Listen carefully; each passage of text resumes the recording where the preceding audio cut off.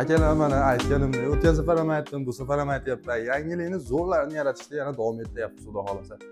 Akalar mana oppoq ishda, xudo xolasa, mana oppoq ishlarda ugonini ko'rinmaydigan qilib, akalar yonboshlarini mana shunaqa qilib chiroyli qilib dekorativni aytgandek tomosha qilib o'tiradigan qilib qurgan pechkalarimiz mana yana xudo xolasa bittasi bitdi.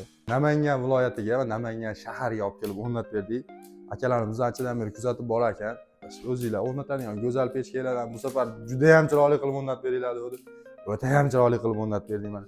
O'rnatib akalar o'tlarni yoqib qo'ydik mana. Xudo xolasa bu tortishlari juda go'zal. Tashqariga hech qanaqa tutun, hech qanaqa bir isib ketibdi. Hech qanaqa bir qora tutun, qurum yoki chang chiqarmaydi, xudo xolasa. Ajoyib chiqdi. Mana bu pechkamizni orqadan ko'rinishlari, xudo xolasa, orqa tomonda mana bu qanaqa xona, spanlimi, mehmonxonami bilmadim. Lekin unda olsa bu xonaga ham televizor shart emas. Tomaza qilib, tomosha qilib, yomsam qishda mana shu yerga bolishni qo'yib olib, bitta to'shakni yozib olib, issig'ida toblanib, bu chiroydan bahramand bo'lib, kayfiyatlarni ko'tarib yotadigan joy bo'ldi. Issig'i ham juda ajoyib. Böyle turib olmaydigan bo'lyapti. Buni tellab ketyapman. Doğrusu mana shu kimga mana shunaqa go'zal ishlardan, dekorativni pechkalar kerak bo'ladigan bo'lsa, akalar, doimgidek uyalmasdan telefon qila olinglar, akalar. Biz ham uyalmasdan sizlarga javob beramiz.